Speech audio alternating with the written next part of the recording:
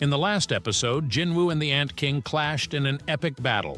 Jinwoo finally wins the fight, but after the battle, as he approaches Miss Cha to heal her, he finds himself unable to do so. Now the next episode begins. Jinwoo, however, is focused on saving the one life still remaining. His eyes turn to Miss Cha. On his final attempt, Jinwoo once again says, "Arise." This time the shadows envelop Byung-goo's body successfully. Yoon-ho grabs Jinwoo's shoulder in shock and asks, "What did he do to Byung-goo?"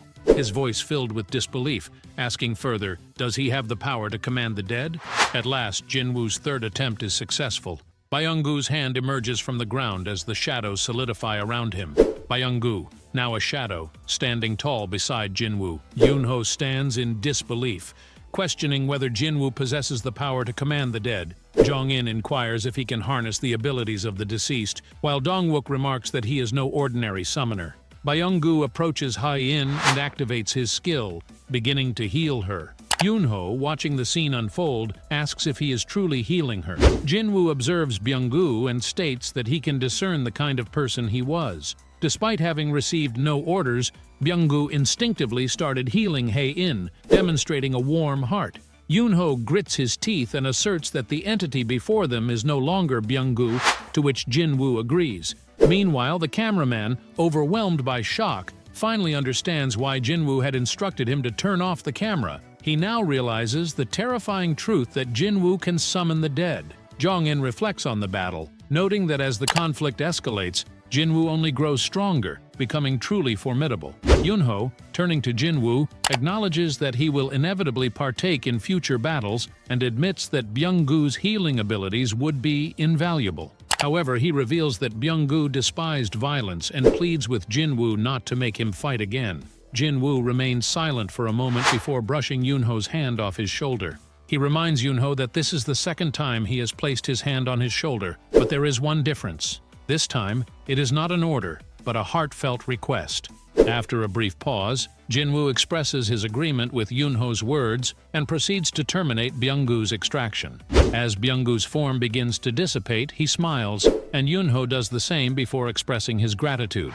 Outside, a helicopter arrives, and a soldier informs them that the hunters have arrived. Yoon-ho, expecting Jinwoo to join them, is confused when Jinwoo declares that he will remain behind. Jinwoo explains that he has unfinished business to take care of, which Yoon-ho understands, recognizing that the raid is far from over.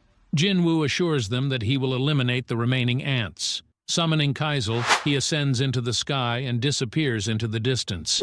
Meanwhile, aboard the Japanese hunter's ship, Minoru, still paralyzed with fear, frantically recounts the sheer strength of the monstrous ant, emphasizing that they could never defeat such a being. He insists that they failed to grasp the magnitude of the threat, since they did not witness how it effortlessly slaughtered Goto. Despairing, he declares that the raid has failed, and that no hunter in existence could possibly slay the beast. Sugimoto, attempting to reassure him, tells him to calm down, revealing that the raid has already concluded and the beast has been defeated.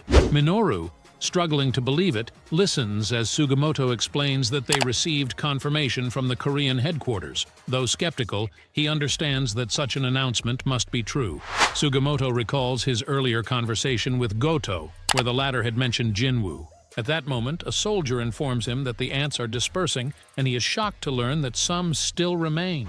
Without hesitation, he orders the ships to prepare for battle. Elsewhere, a large-scale battle rages between the Shadow Army and the remaining ants. Jinwoo, amid the chaos, notes that he is gaining experience even for eliminating unhatched ants, considering it an added bonus. Opening his inventory, he realizes that he needs to reorganize his items. As he rummages through, he suddenly notices something. His gaze falls upon a massive sword. He had completely forgotten about it.